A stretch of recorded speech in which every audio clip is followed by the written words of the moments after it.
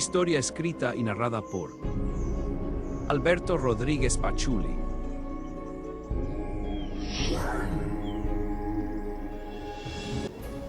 Ruperto era un albañil muy solicitado. Su honestidad y los buenos trabajos que hacía lo recomendaban. Además cobraba barato y en ocasiones hasta fiaba su trabajo, el que algunas veces ni le pagaban. Sin embargo, eso no lo afectaba. Dios le daba lo suficiente y gustoso lo repartía con quien más necesitaba, aunque fuera solamente con trabajo. Era todo lo contrario a su compadre Palemón, un hombre avaricioso y traicionero. Por lo regular nomás andaba viendo en dónde clavaba la uña. Cierta noche empezó a tener un sueño. En él veía una aparición fantasmal diciéndole que tenía enterrado mucho oro y podría ser de él. Quería dárselo porque era bueno, sabía que con ese oro haría el bien. Él en vida había sido un avaro, muy malo. Para hacer esa inmensa fortuna dejó a muchos en la miseria, a otros los mató por quitarles sus bienes y al morir quedó maldito vagando eternamente.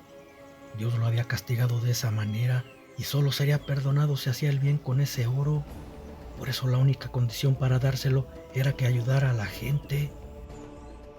Parecía ser una pesadilla, pero realmente la estaba viviendo, porque dentro de su habitación, frente a su cama, estaba una entidad proyectándosela en sus sueños. Nadie la veía, todos estaban dormidos. Sin embargo, algo no menos raro era que su mujer estaba teniendo aquel sueño también, y en cuanto desaparecía aquella entidad, ambos despertaban al mismo tiempo. Luego de contarse su pesadilla se miraban sorprendidos. La sorpresa era el porque soñaban igual. ¿Acaso era una predicción o esa entidad quería hacerles daño? Siguieron con lo mismo. Durante unas noches tuvieron aquella extraña pesadilla. El compadre Palemón era su compañero de trabajo. Una vez al estar en la hora del lonche en una obra, le comentó sobre sus sueños. Su compadre contestó que no era raro soñar. Lo extraño sería que tuvieran el mismo sueño diario y por si fuera poco, su comadre también soñaba igual que él. Con un tono de ambición le dijo: «Oiga, compadre, ¿y si ese difunto de verdad quiere darle ese dinero?» «Estése sosiego, compadre, es solo un mal sueño, nadie sale del hoyo, y menos los difuntos para hacer un bien. Yo no creo en los aparecidos, ¿a poco usted sí cree?», le respondió a Palemón. «Tampoco, compadre, pero no hay que descartar esa posibilidad», dijo Palemón con un brillo de codicia en sus ojos. Sabía que su compadre era bueno y si encontraba ese dinero seguramente lo ayudaría. Luego le dijo: «A propósito de dinero, ¿no trae unos centavos que me preste? Ando bien crudo y no me quedó ni un quinto para la cura». Sonriendo, Ruperto le dio 100 pesos para un par de caguamas. Así era todo el tiempo. Cada lunes amanecía bien crudo su compadre. Un mes después terminaron ese trabajo y justo en la noche, nuevamente aquel tenebroso fantasma se le apareció en su sueño. Le dijo que pronto iba a recibir una visita para ofrecerle un trabajo. En ese lugar estaba el oro y solo él podría sacarlo. Llegado el momento le indicaría el lugar exacto para que lo encontrara. Ruperto ya no sabía qué pensar, miedo no tenía, simplemente era cierto respeto a lo desconocido. Así sucedió. Un día un fulano fue a buscarlo. Vivía en un pueblo vecino y necesitaba de sus servicios. Se veía de dinero. Le dijo que necesitaba derribar una vieja construcción. Se la habían dejado sus abuelos. Quería reconstruirla para venderla, pero así en ruinas como estaba, nadie se interesaba en ella. Él no la quería porque estaba en pleno cerro. Le pagaría bien si aceptaba. Ruperto dijo que sí. Ese era su trabajo. No podía rechazar de lo que vivía. Le dio las señas de cómo llegar, diciéndole que allí lo esperaba el lunes para darle instrucciones de cómo quería el trabajo.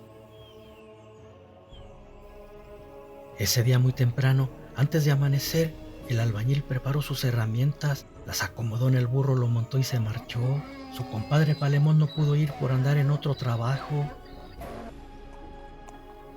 Cuando llegó al lugar el hombre ya lo esperaba. La casa estaba en ruinas, denotaba tener mucho tiempo abandonada, pero se veía que en sus tiempos había sido muy bonita. Era un rancho tipo hacienda. Después que le dijo cómo quería la obra, su patrón se fue y Ruperto se puso a trabajar. No quería perder el tiempo, Debía tirar los muros viejos, luego cavar para hacer los nuevos. 4 días se dedicó a derribar las ruinas, trabajaba duro. Antes que saliera el sol comenzaba y paraba al salir la luna. Quería terminar pronto para regresar con su familia. Ahí se quedaba a dormir, ya que perdería tiempo en ir y venir del trabajo a su casa. Los primeros 4 días no sucedió ninguna anomalía, pero en el siguiente, cuando estaba oscureciendo, dejó de cavar, ya era tarde y quería descansar. Entonces escuchó una cavernosa voz decirle: «Sigue, no dejes de escarbar, pero hazlo aquí. En este lugar es donde está el oro que te prometí. Saca todo este escombro y lo encontrarás». Miró la misma aparición que veía en sus sueños, sintió escalofríos. Estaba solo en medio de la nada, frente a un espíritu que había sido malo y sus intenciones podrían ser malignas. No era lo mismo verlo en los sueños que tenerlo frente a él. La aparición percibió su miedo y le dijo que no temiera, no le haría daño, lo necesitaba y ambos ganarían algo con ese encuentro. La entidad le daría mucho oro y el albañil lo ayudaría a salir de su penitencia para poder descansar en paz. Sin decir nada, pero sudando frío, Ruperto siguió escarbando con el pico, mientras la entidad lo miraba a un lado de él. Después de 2 horas de cavar y sacar escombro, el pico topó en algo duro. Había llegado a unos cajones de madera. Aquella aparición no estaba mintiendo. Los cofres estaban repletos de monedas de oro y joyas valiosas. El espíritu le dijo: «Escucha bien lo que te voy a decir. Este tesoro está maldito para aquel que lleve avaricia en su sangre. Si alguien llegara a hurtarlo de tu poder, se convertirá en cenizas, tendrá una muerte horrible y el oro regresará a ti duplicado. Podrás disfrutarlo, la única condición será que ayudes al necesitado. Si un día dejas de hacerlo, en vez de oro tendrás cenizas. Morirás y tú serás mi sucesor para cuidar el oro, vagando eternamente entre la oscuridad». Antes de desaparecer le dijo: «Ahora es tuyo, utilízalo para el bien, si no lo haces vendré por ti». La entidad ni tiempo le dio de negarse al albañil. Había obtenido un compromiso sin poder decir que no.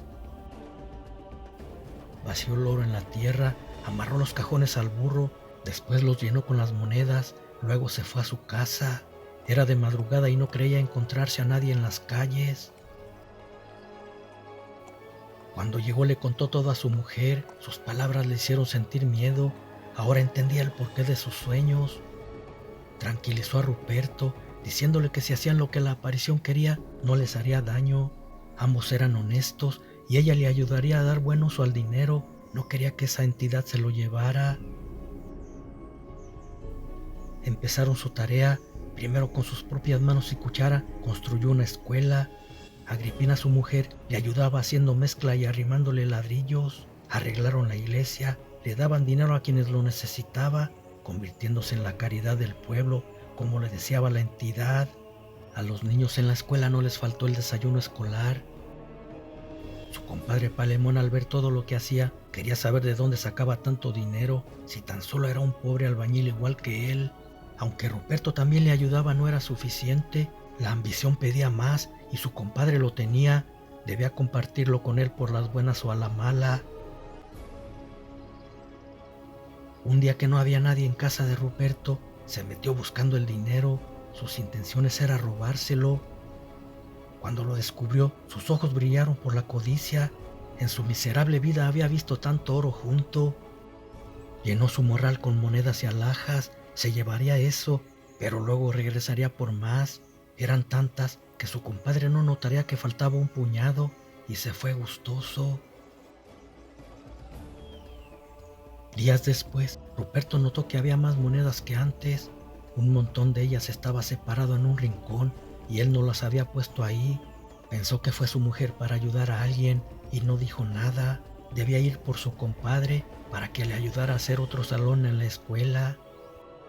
Cuando llegó a su casa le gritó y como no salió nadie, entró pensando que estaría dormido.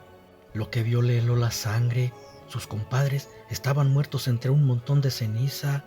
Sus rostros tenían dibujada una mueca escalofriante, como si hubiesen visto algo aterrador.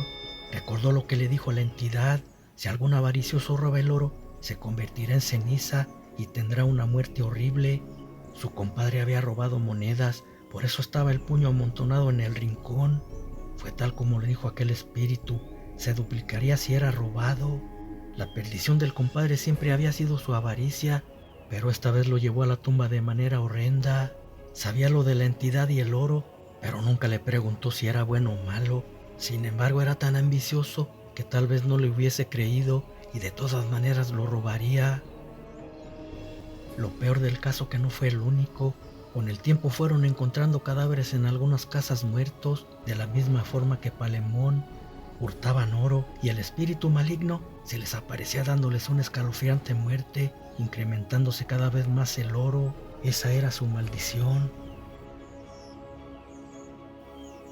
Un día llegó aquel hombre que lo contratara para arreglar la casa donde halló el oro.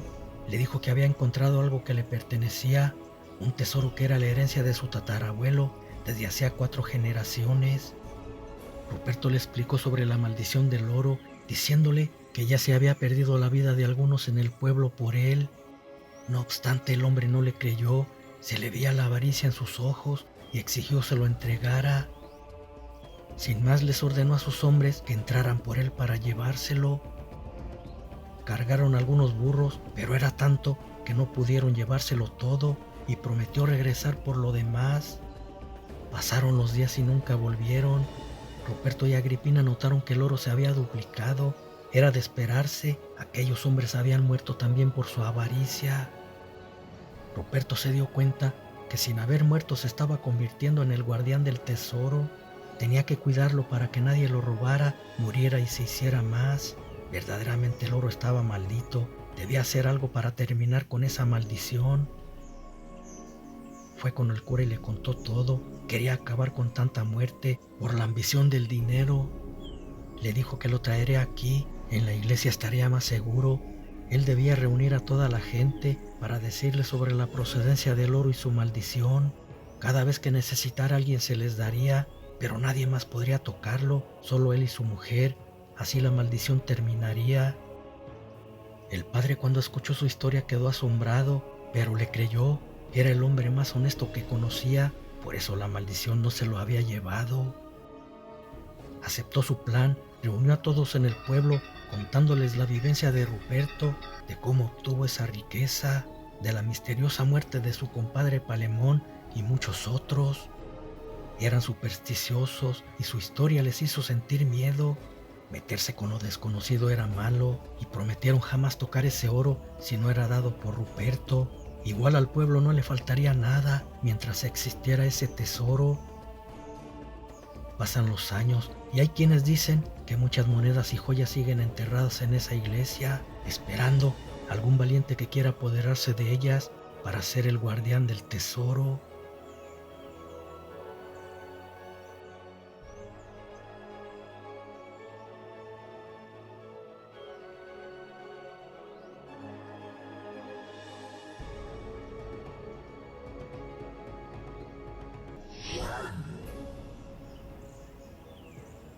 Sé, y lo digo sin temor a equivocarme, que todo lo paranormal suele ser escalofriante.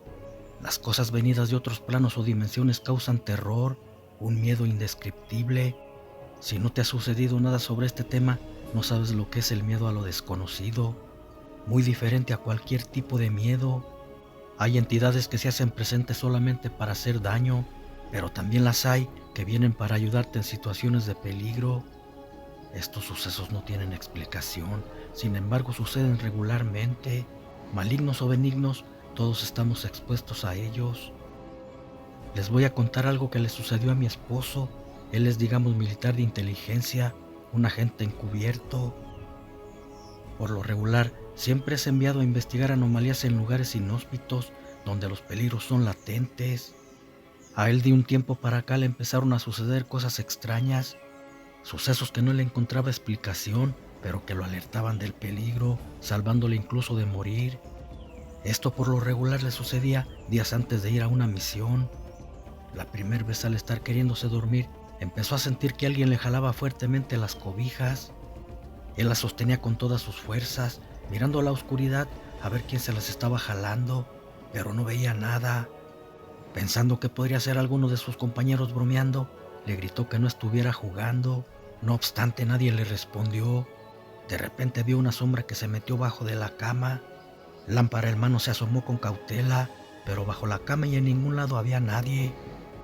Aunque mi esposo estaba acostumbrado a los eventos fuertes, ese suceso le causó temor debido a que no había sido algo normal.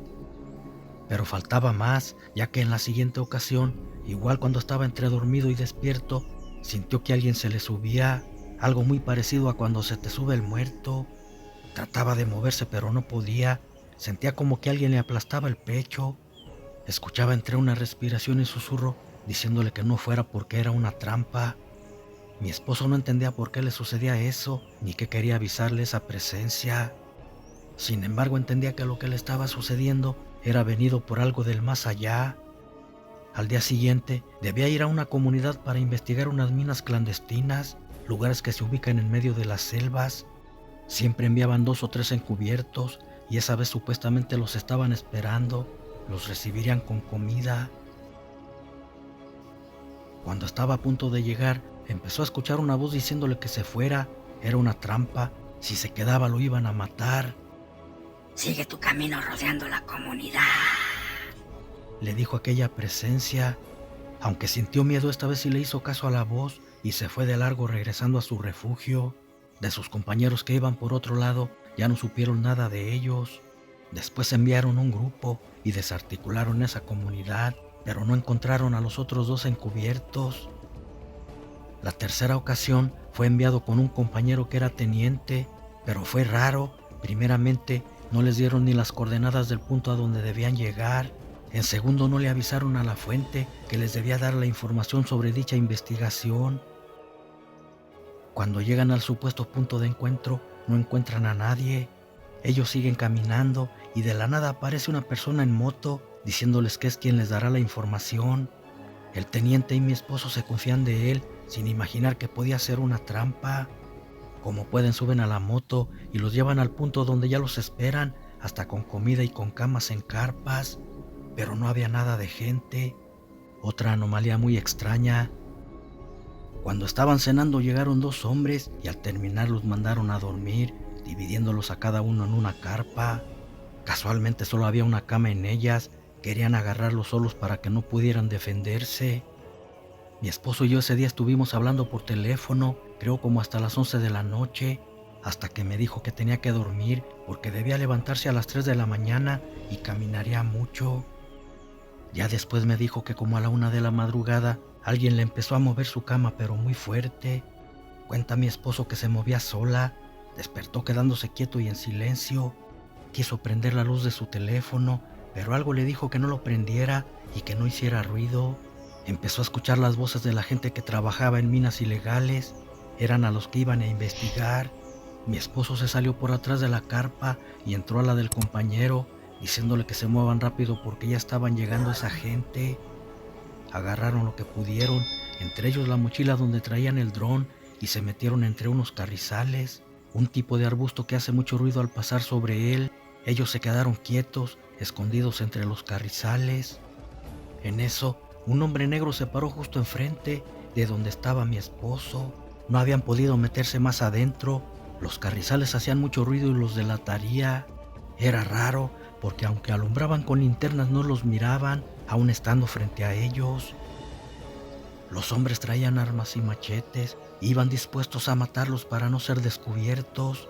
Eran mineros ilegales, colombianos negros, de bandas delictivas, gentes muy peligrosa. Estuvieron así hasta las 3 de la mañana, escondidos rogándole a Dios que no los descubrieran. Eran muchísimos y de vez en cuando alguien gritaba: «Aquí están esos sapos cabrones, los vamos a picar y a matar». Hacían sonar sus machetes en el piso o cortando algún carrizo, pero lo extraño que no los veían, aún estando a un lado de ellos y con linternas. Parecía que algo los protegía. Mi esposo alcanzó a llamarle a su jefa muy bajito para informarle que estaban rodeados y los iban a matar, pero fue algo ilógico porque no los vieron. Parecía como si mi esposo y el teniente estuvieran en 2 lugares a la misma vez, ya que de repente alguien gritó: «¡Acá están esos malditos!» Y se fueron todos corriendo, dejándolos ahí. Tuvieron que quedarse casi hasta el amanecer para poder salir de ese lugar. Ellos veían cómo aquellos hombres se iban alejando sin que los vieran. Es algo de no creerse, pero dice mi esposo que al pasar por el campamento donde estaban las carpas, tampoco fueron vistos por los hombres que estaban ahí, que pasaron a simple vista. Con esta van 2 veces, alguien venido del más allá los salva de morir. Él dice que ve algo, como una sombra, le pega como jugando o le jala la cobija, no sabe qué o quién es, cree que es su abuela quien lo cuida, porque en su lecho de muerte solo lo llamaba a él. También piensa que fueron almas de personas que murieron a manos de esos hombres en las minas clandestinas. Vayan ustedes a saber cuántas gentes han sido enterradas ahí clandestinamente y que por haber muerto por violencia, sus almas andan penando pidiendo justicia. ¿Alguna vez has vivido una situación extrema donde estuviste a punto de perder la vida, pero que sin embargo algo que no tiene lógica ni explicación te ayudó a sobrevivir? Yo tuve una experiencia de esas y les aseguro que es verdaderamente escalofriante.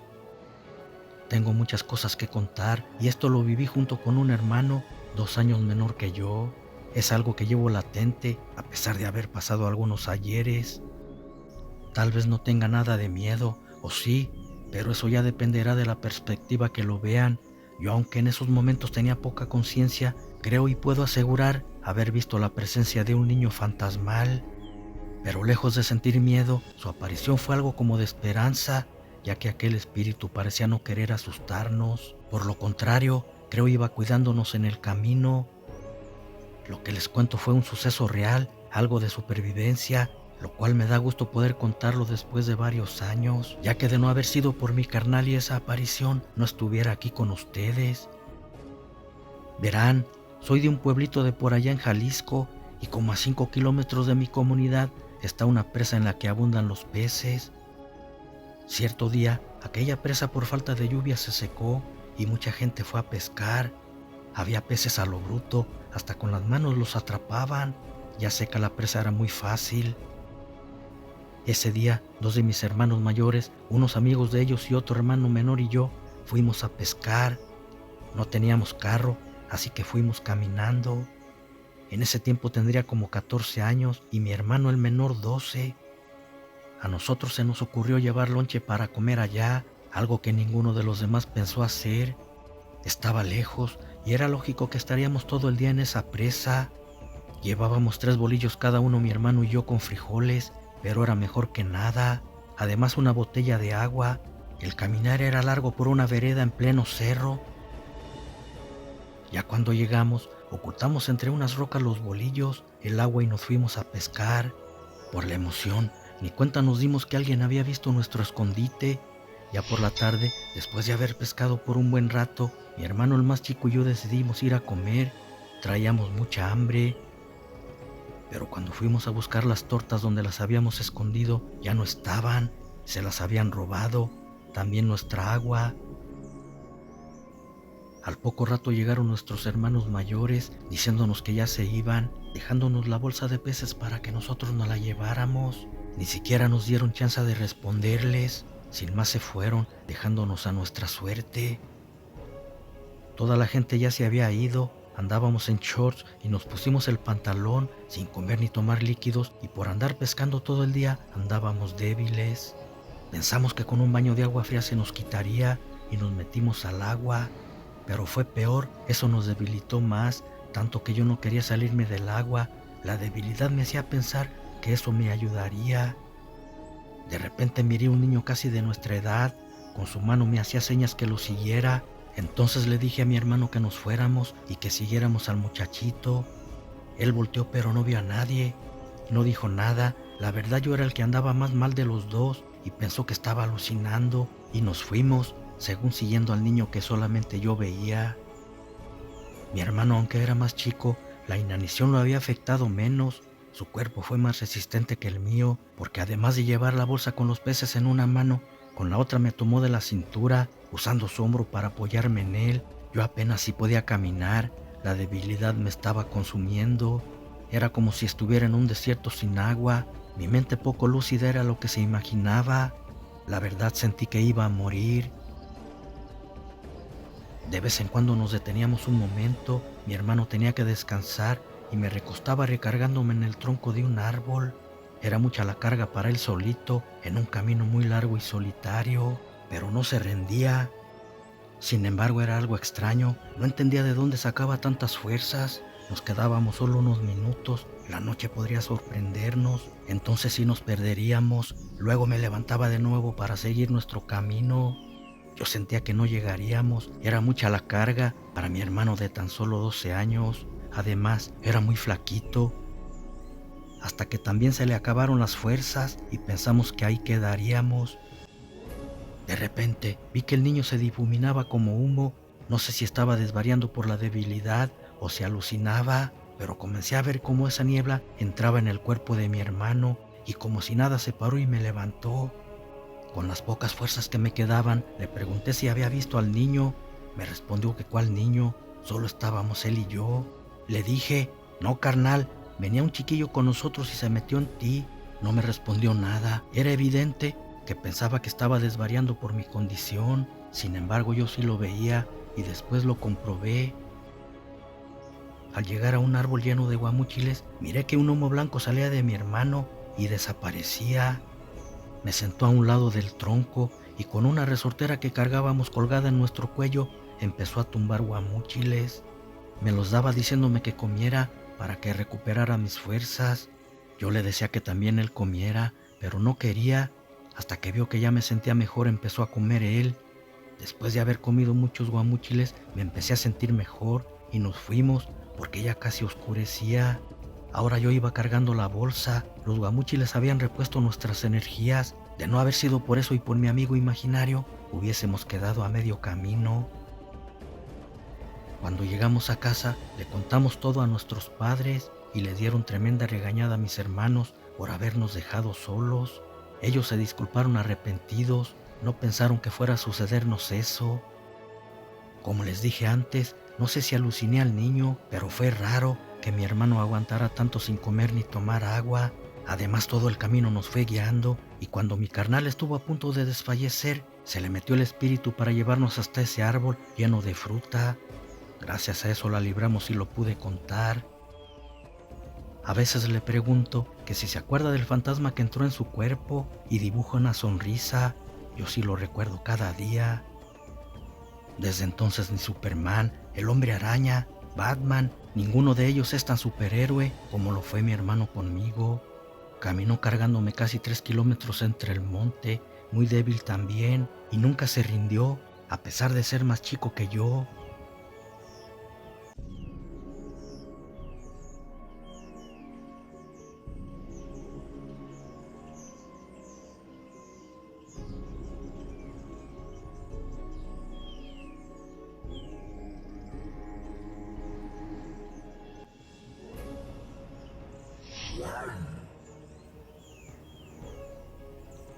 ¿Qué tal, espectadores de lo paranormal? En vista de que les gusta este tema, voy a contarles algo escalofriante que me sucedió hace tiempo. En sí me han pasado muchas cosas, pero antes de empezar, quiero preguntarles algo. ¿Creen en lo paranormal, en que se puede regresar de la muerte? Las cosas paranormales se pueden manifestar de diferentes maneras, no nada más con apariciones o presencias malignas. Aunque hay mucho escepticismo, son cosas que mucha gente vivimos día con día y esta es mi historia. Me llamo Delia, radico en Tijuana y desde niña he sido muy abierta a las cosas venidas de otras dimensiones, ya que me han sucedido muchas de ellas. A una edad muy chica empecé con amigos imaginarios, pero conforme pasó el tiempo se fueron haciendo más fuertes. Ahora soy una mujer de 52 años y desde pequeña a la fecha sigo teniendo ese tipo de don, presenciando sucesos paranormales, puesto que veo seres de otros planos. Al principio no eran muy frecuentes como ahora lo son, y a lo largo de mi vida he tenido también algunos encuentros con la muerte. Cuando tenía 25 años fui sometida a una cirugía, la cual no resistí, y declararon mi muerte clínicamente. En el lapso que estuve muerta, esto fue lo que viví y sentí. En medio de la cirugía, mi corazón dejó de latir y empecé a ahogarme. La lengua se me fue hacia adentro, escuchaba a la gente a mi alrededor y tenía mucho frío. Sentía que el calor de mi cuerpo se salía desde los pies hasta por la cabeza. Mi desesperación se fue haciendo más grande por no poder respirar. Los estertores de la muerte estaban llegando. En medio de mi poca conciencia pedí a Dios que me ayudara para no sentir tanto dolor, porque aunque no lo crean, el frío se volvía un dolor que jamás imaginé sentir al morir. Sentía como mi cuerpo se retorcía, mi carne se estremecía, mientras el dolor de la muerte se apoderaba de todo mi ser. Ese frío por todos los huesos eran como hielo recorriéndolos en cada parte de mí, y en medio de todo eso sentí un ligero golpe en mi cabeza. Después me veía encima de la plancha en el quirófano, rodeada de doctores, llena de mangueras, cables y un enorme vendaje en mi vientre. El alma había abandonado mi cuerpo. Miraba todo desde arriba y les decía con desesperación que me vieran, que estaba aquí aún viva, pero ellos no me veían ni me escuchaban, y eso era horrible, desesperante. Yo insistía que no estaba muerta desde una parte del quirófano, por la parte de arriba. Luego una voz dijo: apaguen todo, anoten que la hora del deceso fue a las 12:05, y se oyó el ruido de la máquina haciendo un constante pitido. Entonces todo se oscureció para mí. Me vi en un túnel donde había una luz al final. Después crucé el túnel, pero estaba lleno de manos babosas y frías que salían de todas direcciones. Al otro lado ya me esperaban mi abuelo y un hermano, en una gran fuente muy hermosa. Tiempo atrás habían muerto, ahora estaba con ellos. A los lados de esa fuente se veía un panorama muy diferente. A su izquierda desierto y a la derecha bosque, un bosque muy hermoso lleno de árboles, flores y mucha paz. Todo lo contrario al desierto, ahí se veía desolado, quemado, seco y muerto. Al final del camino todo era un campo muy hermoso. Caminamos los tres hacia la luz. Al llegar era como si emanara de una abertura en la tierra esa luz brillante, pero no lastimaba los ojos. Cuando llegamos a ella, una voz preguntó: ¿qué traes en tus manos? Miré mis manos y dije: nada. Aquella voz dijo: no es tu hora, no debes de estar aquí, todavía no has cumplido tu misión, aún no es tu tiempo. Yo contesté: no me quiero ir, me quiero quedar aquí. No puedes quedarte, me dijo de nuevo. Miré a mi hermano a la derecha y cuando volteé a ver a mi abuelo, él metió sus dedos en el hueco de mi garganta y sentí ganas de vomitar. Entonces volví a sentir de nuevo el golpe en la cabeza y el calor regresó a mi cuerpo. Luego gritaron a mi alrededor: conecten todo, la tenemos de nuevo. Me declararon muerta durante 6 minutos y en ese lapso viví todo eso que les conté. Fue una experiencia tan fuerte como no he tenido otra en mi vida. Duré con unas extrañas marcas en los dedos por unos días. Hoy no tengo miedo a la muerte, pero sí al dolor que se siente al morir. Desde entonces mi don se hizo más fuerte, más notable para mí. Antes solo veía muertos, pero ahora los veo, escucho, siento y leo las energías de seres con bajo astral. Puedo cruzar portales en busca de seres detenidos en esa dimensión, perdidos en el más allá. Cuando alguien está a punto de morir lo presiento.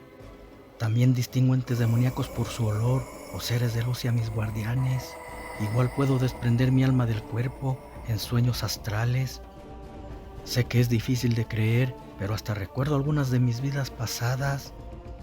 Aún me da miedo, pero con el paso de los años he aprendido a vivir con ello, aceptando mi don. Dicen que soy una rara, la gente a veces no lo entiende y me trata con indiferencia aunque les ayude.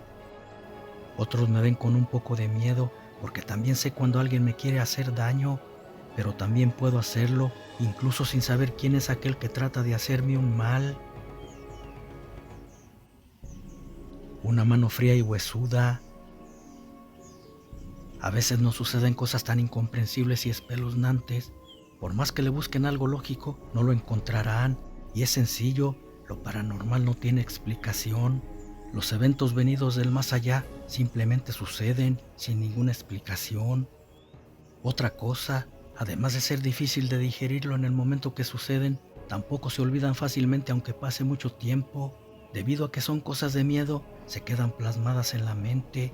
Lo digo por experiencia, yo viví algo muy espeluznante el año 1984 en el estado de Coahuila a la edad de 8 años. En sí, desde entonces he vivido muchas cosas sobrenaturales, pero este suceso aún lo tengo muy latente. En ese tiempo, por lo regular íbamos a pasar nuestras vacaciones en casa de mis abuelos maternos cada verano. Su casa era demasiado antigua y grande, hecha en los años 20. Cerca del primer cuarto estaba la sala. Recuerdo que en total eran 6 habitaciones. En la última pegada estaba el comedor, cocina y baño. Pero ningún cuarto tenía ventana.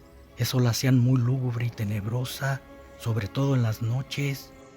Solo la sala tenía ventanas y una puerta que daba a un patio muy grande, en el cual había un gallinero al final. En dicho gallinero por las noches brillaban luces rojas. No sabíamos qué eran, pero parecían ojos muy brillantes mirándonos, lo cual nos causaba mucho miedo. Sin embargo, como era de esperarse, nunca nos creían cuando se los decíamos. Siempre pensaban que por ser niños lo estábamos imaginando. Todos los primos dormíamos en la primera habitación. Yo era la mayor de las mujeres, por eso me tocaba dormir en la orilla de la cama, las demás en el lado de la pared. Como lo dije antes, las habitaciones no tenían ventanas y los cuartos, aunque fuera de día, estaban muy oscuros. Una noche cuando estábamos todos dormidos, una mano muy fría en mi frente me despertó. Cuando abrí los ojos no alcanzaba a distinguir quién era por lo oscuro que estaba. Solamente veía la mano con la que me estaban tocando por lo cerca que estaba de mis ojos. Pude distinguir hasta el color de su piel. Era blanca, su blanquez sobresalía entre la oscuridad y traía un anillo de plata con una piedra negra enorme en uno de los dedos. La verdad, recordarlo me causa escalofríos, ya que era algo muy espeluznante. Pero por más que quería ver quién era no podía, ya que estaba muy oscuro. Pero de repente pasó un carro en la calle y entró un poco más de luz por el pasillo. Así pude ver su cara, la cual dibujaba una fea sonrisa, mostrando unos dientes blanquísimos, pero la piel de su quijada estaba carcomida, descarnada. Me decía con su mano flaca y huesuda que la siguiera hacia afuera. No sabría decir exactamente lo que era aquello, pero me dio tanto pavor que solo atiné a taparme con la sábana desde mis pies hasta la cabeza y temblando empecé a rezar en mi entender lo que sabía con mucha fuerza, pidiéndole a Dios que esa cosa se fuera. No sé a qué horas me quedé dormida, el miedo no me permitía hacerlo. En la mañana pensé que tal vez había sido mi abuelita, ya que ella era blanca y siempre traía un anillo como el que le vi en el dedo a aquella aparición por la noche. Yo quería salir de mis dudas y en la mañana cuando la vi en la cocina, inocentemente le pregunté que si ella había ido a levantarme en la madrugada. Mi abuelita me contestó que ella no se había levantado ni para ir al baño. Seguía con mi duda y también le pregunté a mi mamá, pero tampoco fue ella. Luego a una tía y nada. Preferí ya no preguntar, no había vuelta de hoja. Lo que vivía estaba muy claro. Aquello que quería llevarme esa noche no era de este mundo. Por otro lado, difícilmente me iban a creer. Con el pasar de los años creí haberlo olvidado. No obstante, 19 años más tarde, en el año 2003, para ese tiempo ya me había casado. Mi esposo un día compró una película de terror. Nos pusimos a verla y todo estaba muy bien. La película era emocionante. Hasta que salió una entidad muy tenebrosa. La aparición era el mismo rostro que yo había visto aquella noche. Me quedé helada, bloqueada y empecé a llorar de miedo. Dice mi esposo que gritaba pidiendo que quitara la película, diciendo que esa cosa me iba a tocar otra vez. Él me dijo que de qué hablaba. Cuando me tranquilicé le platiqué lo que me había pasado de niña. Entendió mi comportamiento, diciendo que de haberlo sabido no hubiese puesto la película. Me vio que estaba helada y temblando. Después de eso duré días teniendo pesadillas hasta que entendí que esa cosa ya no vendría por mí, porque ya no era una niña. Dicen que algunas películas están basadas en hechos reales por alguien que vivió algo parecido. La película que mi esposo y yo estábamos viendo esa vez se llama El Hada de los Dientes. La entidad que sale en ella fue lo que me hizo revivir el suceso paranormal que viví aquella espeluznante noche cuando era una niña, ya que tenía mucho parecido al espectro que tocó mi cabeza y quería que la siguiera para llevarme.